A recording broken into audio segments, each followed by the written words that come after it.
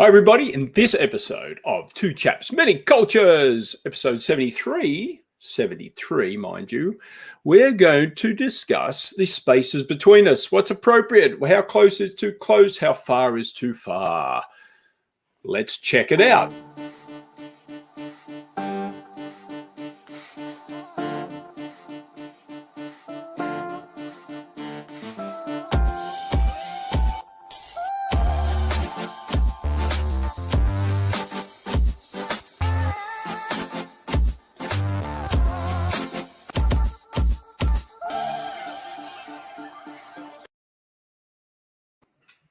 Is this too close? I don't know. Is this too far? How are you, everybody? Welcome to the Wednesday edition, is it? Yes, the Wednesday edition, 73 of Two Chaps, Many Cultures. How are you, sir? I am excellent. Hope you're doing well as well. Oh, fine and dandy. Fine and dandy. Had a dance party last night, believe it or not. I watched you there for a second, and then I decided, oops, maybe not.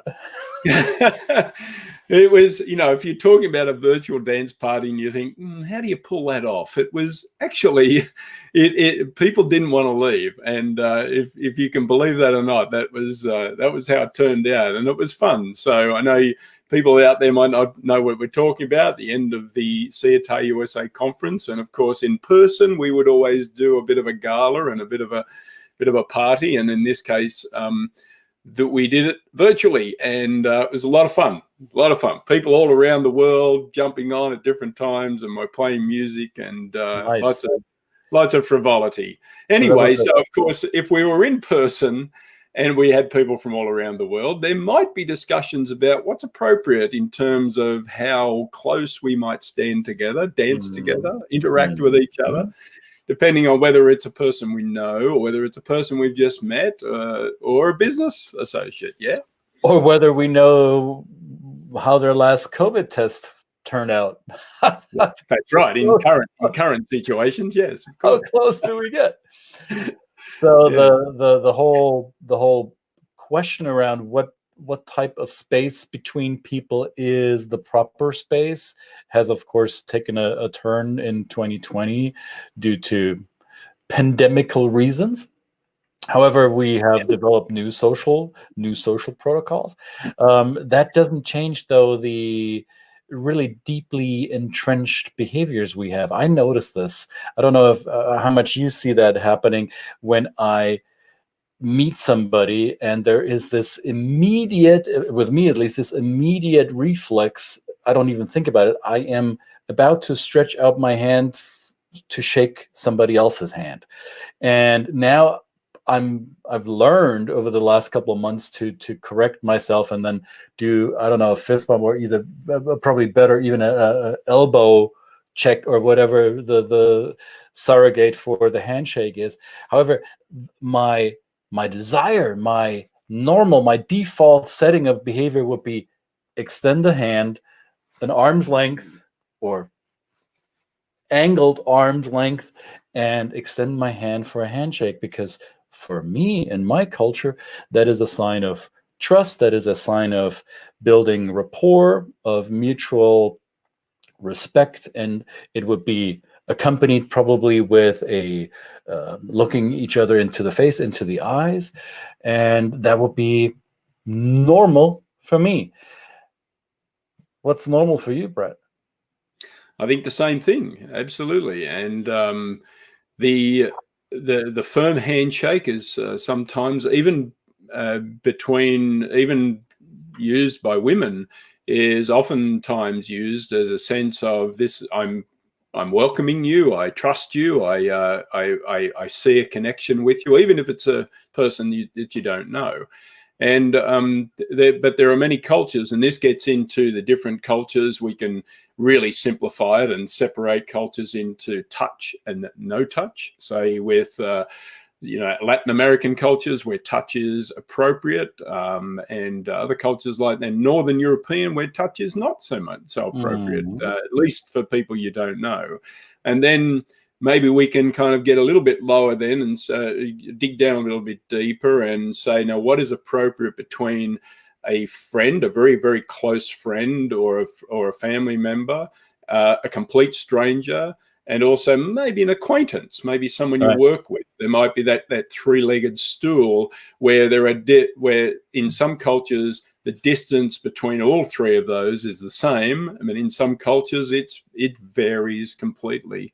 So this is something you have to observe when of course, when we're in person, this is relative, and when you have to kind of be cognizant of this and observe what's going on around you when you find yourself in these spaces that are not naturally comfortable for you. Right. And with the handshake, I think there's even, as you said, there are nuances as to how do I shake hands? Do I shake hands with everybody? If we're in a handshaking context, that is. So in mine, and probably similar in yours, Central European context, handshake is the default, or the quote unquote normal behavior. However, then I moved to the United States, North America, where handshaking also seems to be somewhat of the default behavior in terms of greetings. And I noticed that Americans shake hands differently than Europeans. So even within that same, or what appears to be the same context, there are nuances that I was not prepared for, that I learned to adjust to. So in my native culture, especially when it's a business setting, imagine you're entering a meeting room and there's more than 3-4 people, maybe it's 10, 15, depending on the size of the room. In my culture, it would be appropriate to really, quote unquote, work the room, walk around. I would shake everybody's hands. And I would typically start with the people that are closest to me in space. If I know the pecking order in the room, if I know what the hierarchical positions are, then I might gravitate towards the people that have a similar status as I do. So I would start building rapport with people who are at the same height of the totem pole as I am, and then probably ask that person to introduce me to somebody who is in a higher position of hierarchy, and then would shake that person's hands, right? So that there are quite some nuances, and I was laughed at when I first interacted in North American rooms, because not only did I shake hands when I entered the room with everybody, I also had this desire to shake hands to say goodbye, right? Which was not expected of me, apparently, in this North American room, because people had just left and I was standing there hoping to, hey, did we not seal the deal, or do we not say bye? Oh, okay, ciao, as you go. So I was like, oh, okay, they probably don't do this. So I was told later by an American, well, you Germans, you shake everything that has a pulse. So there might be some truth to I'm not so sure. So there's a little bit of nuance and difference in the handshaking as well, as it is with other forms of greetings. So some of you may have heard the term, do we kiss, do we bow, do we shake hands? Some of you may even have read a book about it. It kind of looks like this, or like that. I'm not saying this is the end all be all instrument for learning about behavioral differences across cultures. It might be a good first entry into this, right? So you dip your toes into some cold water, maybe start with that book. Might be quite interesting and helpful. I'm not gonna say this is not good. It's simply that this is surface level stuff if you're dealing with cultural differences, but this might be a good indicator as to how much you want to pay attention to the differences in greeting styles. Where would you bow, Brett? Have you ever been in an environment where it was required for you to, instead of shaking hands, to bow? Well, certainly, yes. Of course, we know that the Japanese culture, probably the top culture in the world, that bowing is an expression of respect and fealty in a very hierarchical culture.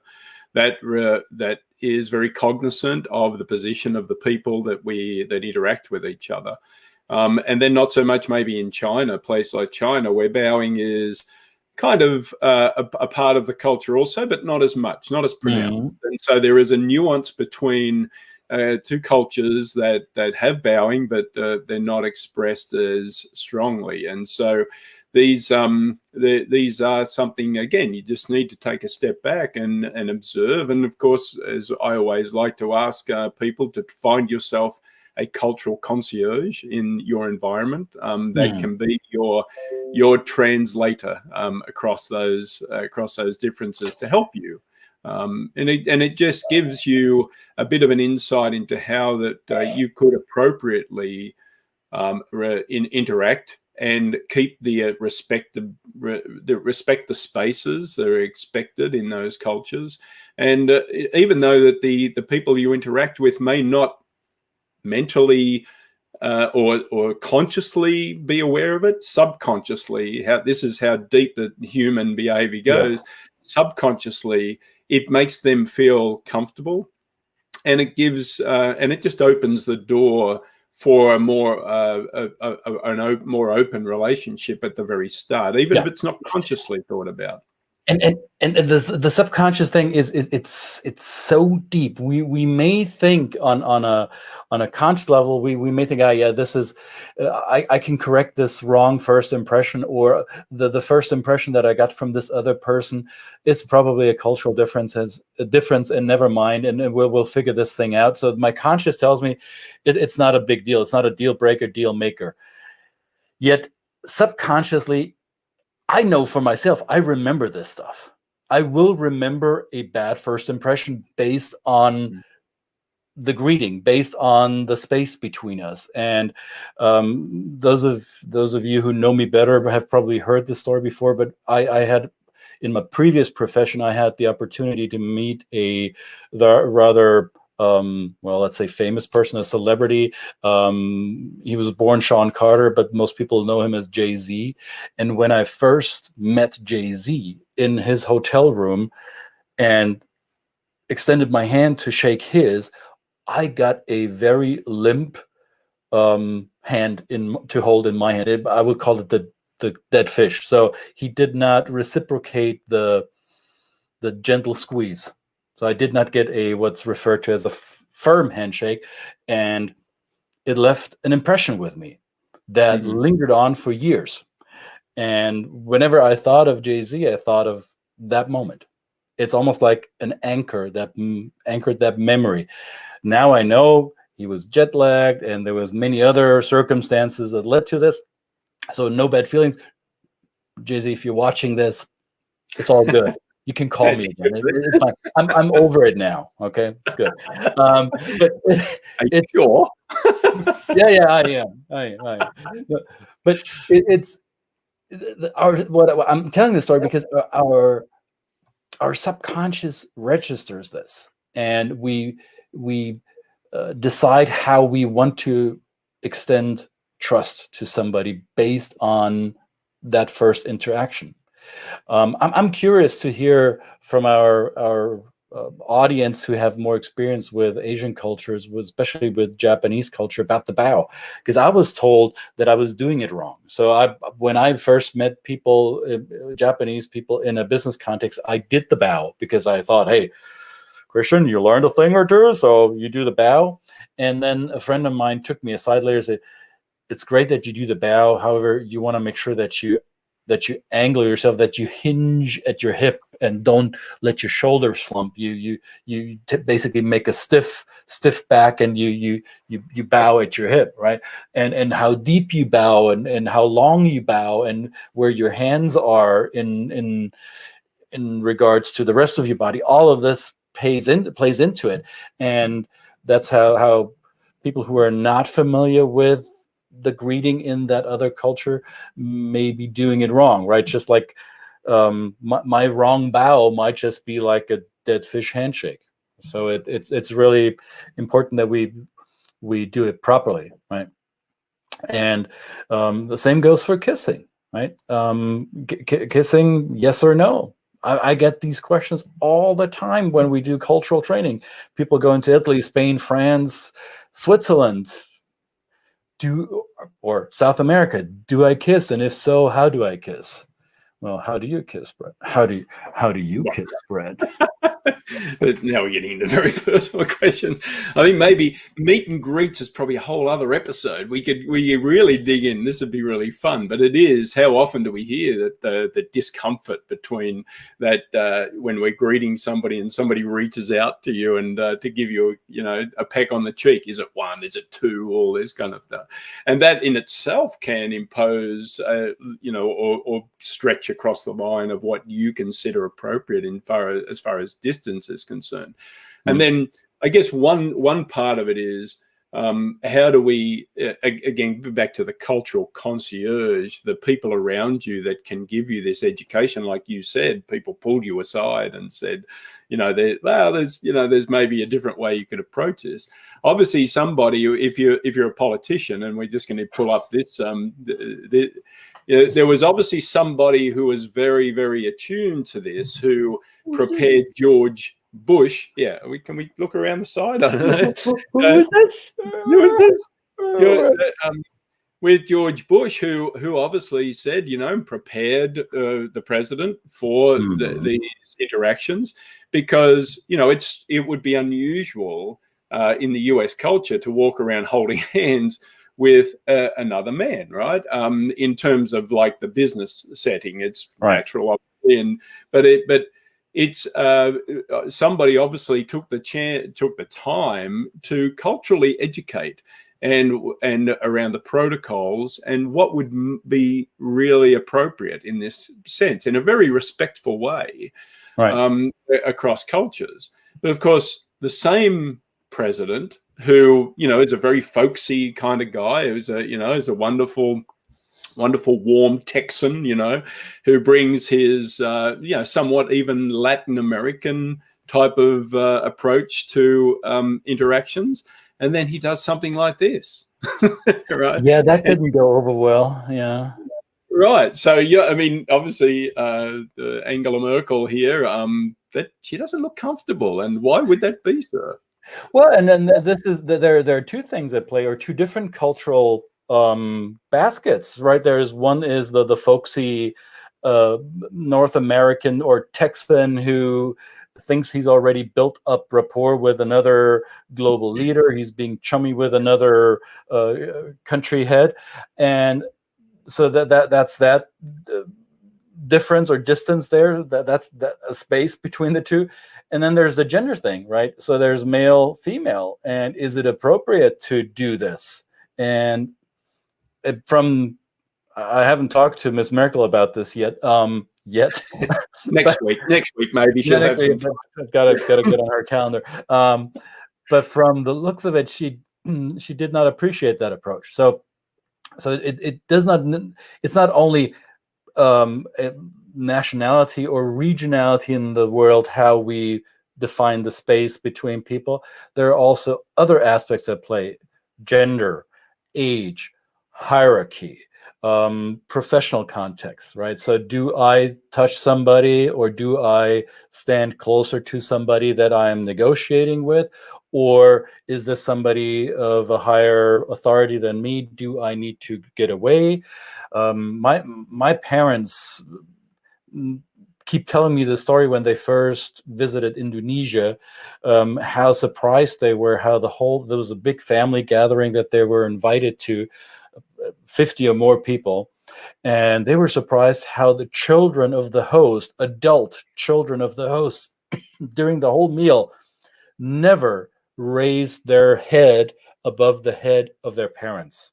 No matter how they approached the table or that space in which the meal at the party was served, the younger family members, in a sign of respect, always made sure that their head was lower than that of their parents. And if that meant they needed to crawl on the floor, then that's what that meant. And my parents were so surprised by this behavior that they thought, well, do we have to do that too? Are we now supposed to crawl here? That no, you're the guests. You're the guests of honor. To you, this does not apply. This is a family dynamic. So different standards. How do you know this? As you said, you want to have a concierge. You want to have a coach, you want to have somebody that is a liaison that can explain this to you and give you the context that is required, right? Absolutely. What does Christina say? In German, you don't do that normally. It's kind of inappropriate. Yes, yeah, you wouldn't do that with somebody that you don't know that well. However, if Angie and Georgie had spent the day at the, I don't know, Baltic coast, and they had a couple of cold beers together, they might do that differently. Who knows? Right. Absolutely. Yep. So it's the message is, I guess, generally there will be differences. There will be contrasts in how close, how far people might stand with each other when they interact with each other. And of course, this is a learning curve. If you're the new person in a culture new to you, it is this always brings in what we always talk about, the observational aspect of watching what's going on around you. Right. Getting somebody who can coach you in this and to help you in preparing you for this, and also just to not overthink it. Again, if you are going to be, if you're in a situation where they're used to foreign people in different settings, don't put too much pressure on yourself. I mean, we tend to overthink. There's a lot of my clients say, I just don't want to screw up. I don't want to be disrespectful. And I think that if you're humble, we always bring in this aspect of humility, curiosity, genuine attempts at being respectful, then you're going to go a long way in your interactions in different cultures. And of course, the message is just not to overthink it, and but learn about it, because it's quite fun. It's quite fun to. When you say observation, I think that this is really the critical part. It's easy to say, well, I'm going to observe and I'm going to keep an open eye and I'm going to be nimble and agile and I'll respond. Yeah, you might think that of yourself. I challenge you, anyone who's watching this, I challenge you, observe with people that you know well around you, people that you've interacted with before. Observe how close they get to you or how far they keep their distance. It may not be the same. And when I say observe, check in with yourself. How well do you adjust in the moment? Because observation in hindsight will be illuminating. Yeah, hindsight is 20/20. Yeah, this is what happened half an hour ago. Then the situation's already passed. How good are your observational skills in the very moment? And this is something that comes with mindfulness. This is something that we can practice, being in that moment and trusting yourself to be okay with something that may not be normal to you. I'll never forget when I first negotiated, or when I first interacted. It was not a negotiation. When I first had interactions, deep conversations with people from South America, in this case, particularly Argentina, and I had known about it. So my conscious mind had learned about, yeah, Argentinians stand close together when they talk. When it happened in the moment, I was still surprised, right? I was still like, this dude is getting really close. So my subconscious was telling me, oh, this is getting really close. And I noticed myself moving away. And in the moment when I caught myself moving away and felt him or saw him catching up with me, I recognized, oh, that's what's going on. Man, you knew about this. Why are you moving away from that person? So I was hard on myself first, but then I caught myself in the moment and let it happen, even though it was a bit too close for me, but it was okay. So know your outcome, right? If your desired outcome is to close a deal or to build trust with that person, then allow your observation and your mindfulness to respond in kind. If that is not on your agenda, I'm not going to force you to hold hands or kiss or bow. If that is not important to you, then by all means, do it as you want to do it and see where it takes you. Absolutely. Know your outcomes. Absolutely.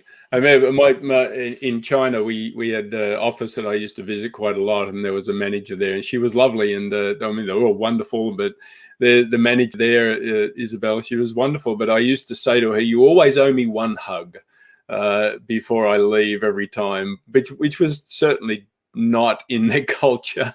But I said, look, I understand that it is, you know, it's not a cultural, it's a cultural thing, and it certainly made her uncomfortable. But it was a way of me connecting with her also, because she knew it was coming when I was leaving the office and I had my bag packed and I was heading to the airport. She knew it was coming, and she would sometimes jokingly preempt it and say, okay, Brett, time for my hug. and so it can also be a great way to kind of to bring connectedness once you get to know your colleagues or your even clients in those settings, where it now becomes a point of connectedness. So that's humility, I guess, from my point of view. Being Australian and being self-deprecating comes with my culture, so I give it up. I say, you know, but I'm just an Aussie at heart. You know, you've got to let me give you a hug. What you did in that case, it sounds like this was a business relationship, and the two of you came to an agreement. What is the right way of space between you, two individuals, regardless of your passport culture, passport background? You decided, two individuals, what is the appropriate space between the two of us that respects both of us and still allows us to be close. Absolutely. Or distant. Yeah. What does Christina say? The German manager I taught Italian to was very untypically German. No academic titles used. Open door policy. Had lived in many countries, though. The previous general manager, who was Italian, was very hierarchical. Yeah, Christina. I can see that. Well, and I don't know which German manager you taught Italian to, Christina. Chances are he may have been of a younger generation, or maybe from the southern parts of Germany. As you have noticed, not blonde, no blue eyes. Those of us in the south of Germany, there is some Mediterranean genes that were dropped on our territory a couple of hundred years ago. So that's why I talk with my hands, Christina. That reminds me, I need to go and buy some new Mediterranean jeans. So, Mediterranean jeans. Did I mispronounce it? Are you making fun of me? No. All right. Thank you very much, everybody. Another one in the bag. Well, ciao, everybody. Cristina, grazie for watching. Ci vediamo. And, well, see you next time, people. Okay. See you guys. Bye.